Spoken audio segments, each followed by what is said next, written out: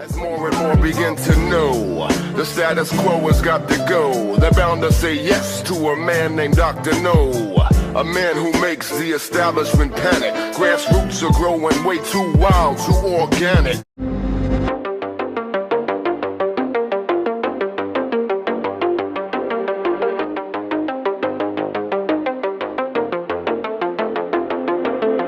So obviously the big news from the weekend, Iran launched an attack on Israel in retaliation for Israel bombing its consulate in Damascus, Syria, and killing a very high-level Iranian general in the Quds Force and killing 6 other members of the IRGC.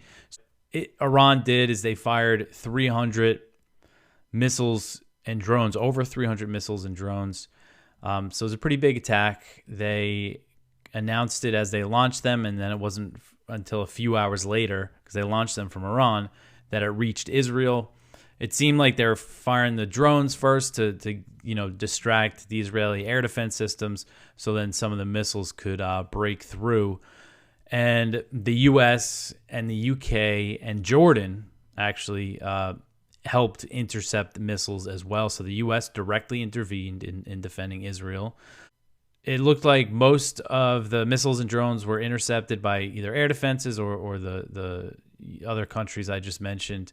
But some did break through and damaged an Air Force base in southern Israel. Only one person was injured. It was a 7-year-old girl, a Bedouin girl in the Negev desert.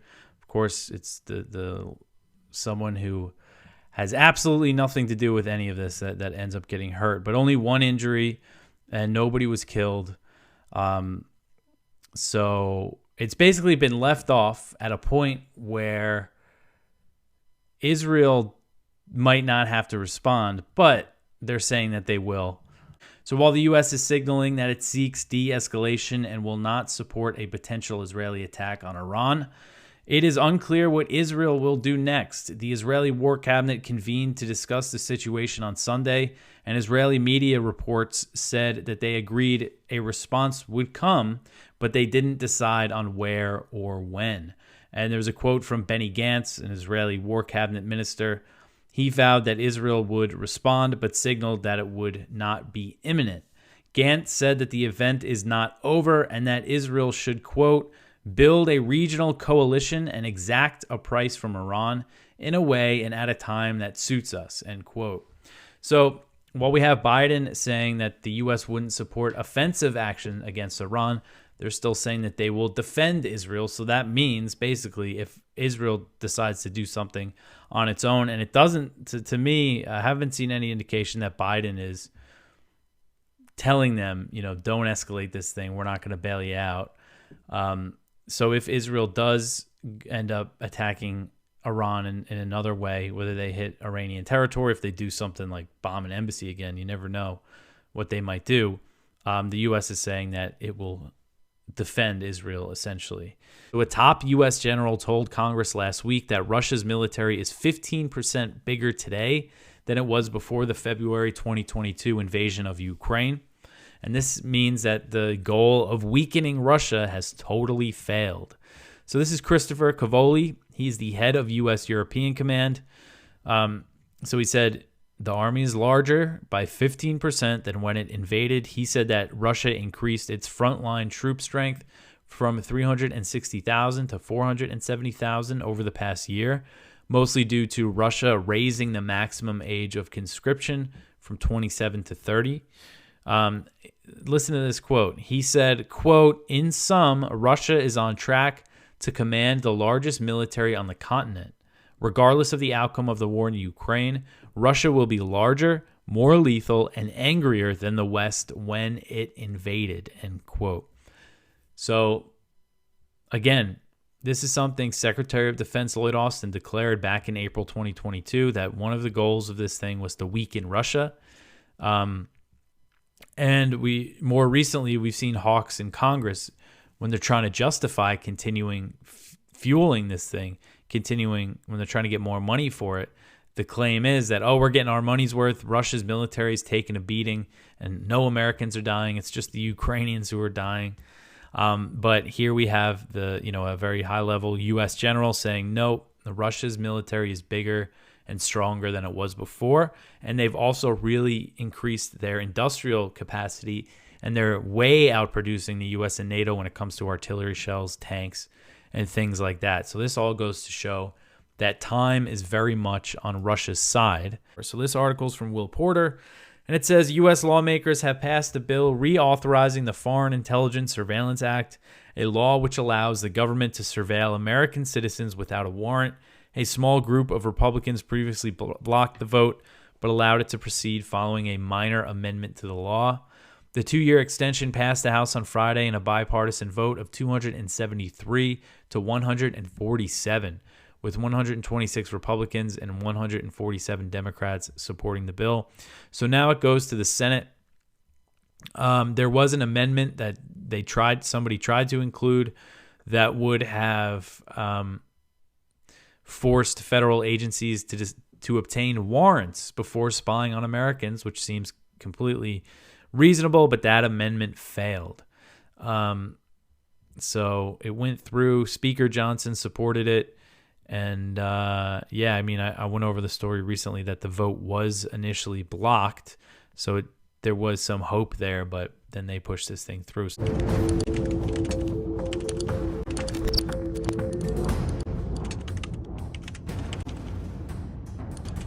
5 a.m. on April 18th, militia companies began gathering outside Boston at Charleston, just across the Charles River, and at Roxbury, located at the far end of the neck connecting Boston to the mainland.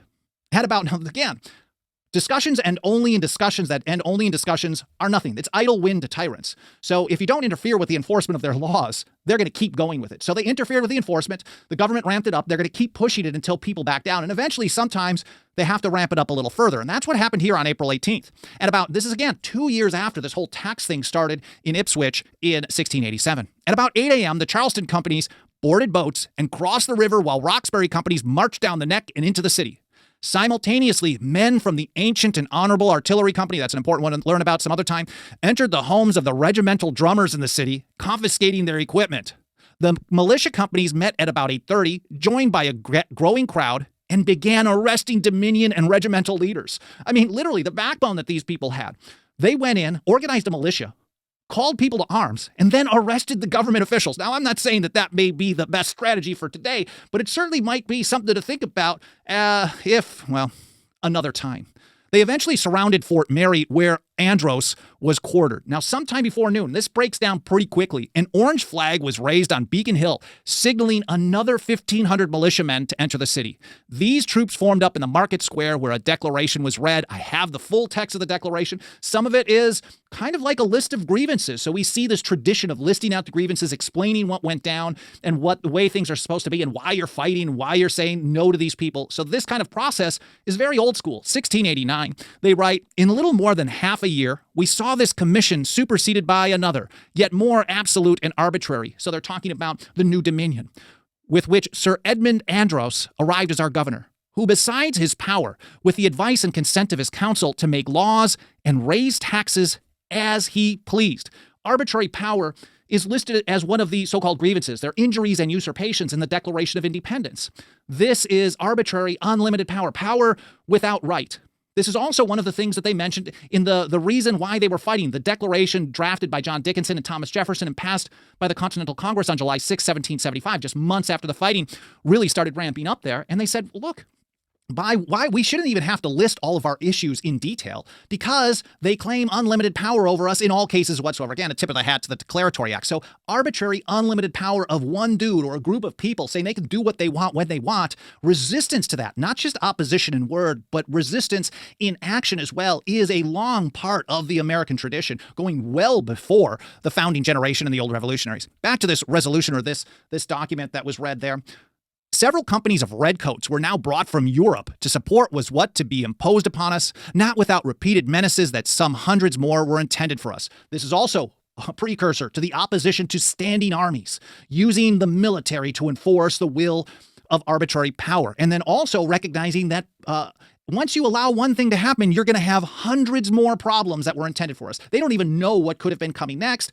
And they certainly had a recognition that this would establish a precedent. So By around 10 a.m. on, I think it was on the 18th, most of these officials were arrested or they fled. And they point out here as well, it is now plainly affirmed by some in open council and by the same in private converse that the people in New England were all slaves. And the only difference between them and slaves is they're not being bought and sold. This is directly pointing back to the court case where John Wise was told your only right is not to be sold as chattel slavery. And so they recognize that this was really, this was the shot heard round the world, at least at that point. It was a maxim delivered in open court onto us by one of the council. Persons who did but peaceably object against the raising of taxes without an assembly have been for it fined, some 20, some 30, others 50 pounds. They have made laws for us is impossible for us to know, as dangerous for us to break, but we shall leave the men of Ipswich and Plymouth and others to tell the story of the kindness which has been shown them upon this account. So I think we can wrap this up with another message from Lysander Spooner, and this applies, he wasn't writing about this history, but it applies, I think, directly as well. This is from No Treason number 6, I think it was published in 1870. He said, the lesson taught by all these facts is this: as long as mankind continue to pay national debts, so-called, that is, so long as they are such dupes and cowards as to pay for being cheated, plundered, enslaved, and murdered, so long will there be enough to lend the money for those purposes. And with that money, a plenty of tools called soldiers can be hired to keep them in subjection. So the lesson that Lysander Spooner has for us today that I'm sharing with you, that I hope is a powerful one, is as long as people get down on their knees and comply, as long as they submit to arbitrary measures, James Otis Jr. told us, so long will they find masters. As long as people continue to comply with stuff that they're never supposed to be complying with in the first place, government will never stop.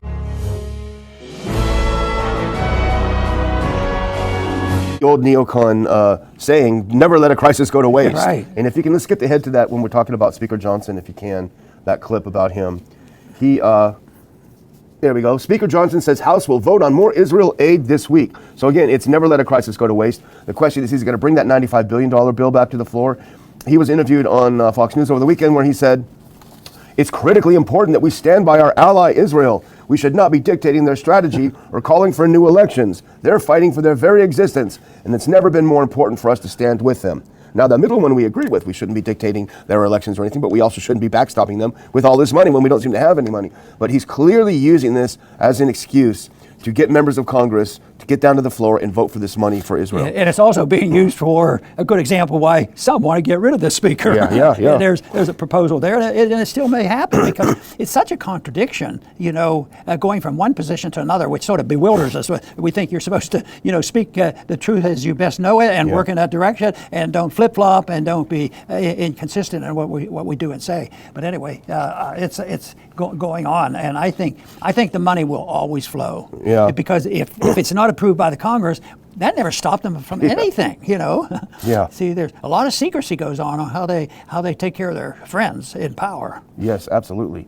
I saw thousands and thousands of FBI violations of our Constitution, but then they took me behind closed doors and gave me a classified briefing, and I realized how important it was. Important, but was he invited to believe where was he on truth? Yeah. In a way, he said all these other things that I believed why we shouldn't be doing it, that must have been a lie. So he finally heard the truth. Then, of course, I think that was the time then you reminded people about the experience of our friend Walter Jones, because he supported the Mideastern wars, and then it finally dawned on him all the briefings were lies. Yeah. And then I remember telling him, I said, well, Walter, one of the reasons that he asked me, he says, how did you know not to do this? I said, I stay away from the briefing. I said, once I knew that it was just propaganda, I wasn't interested in it. Yeah, absolutely.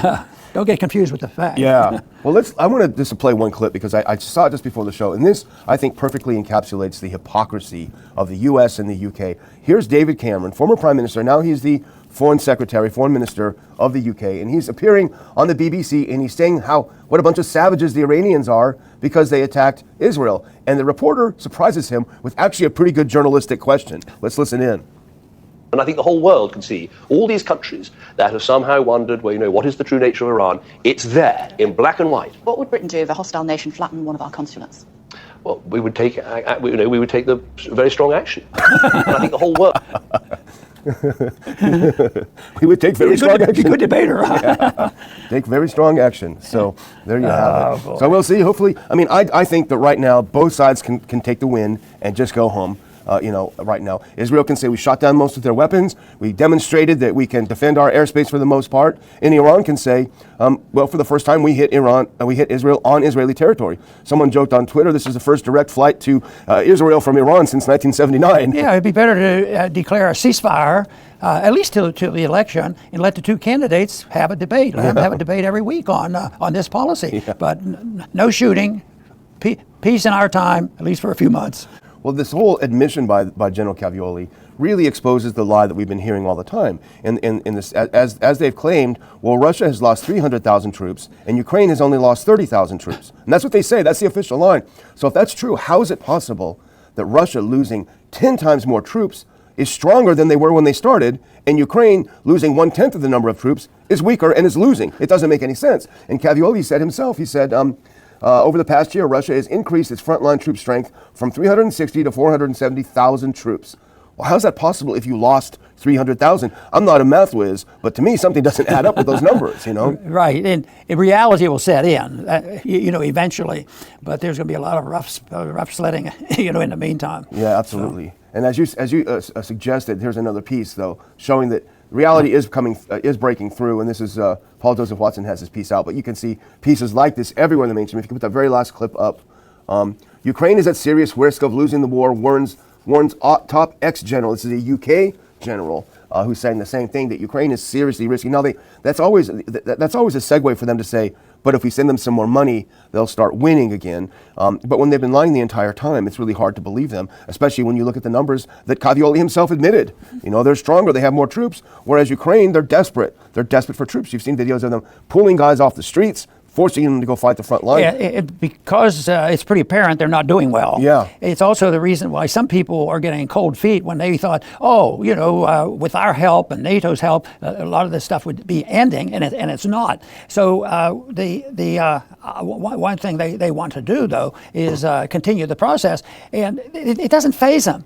Because they said, yeah, we need this money, and I know we're up short, but we need to put Taiwan on this list. Yeah, exactly. We got to be ready for a war in Taiwan. At the same time, there's some sensible talk, with China right now, which you have a chance to be calling, a traitor to our country. Yeah. If you even talk to somebody that they've decided that they are not to be talked with, and that we're perfect, and as long as they don't do what we tell them, then it's okay. But it's a pity. Too bad that this power mongering and war mongering is so deeply ingrained.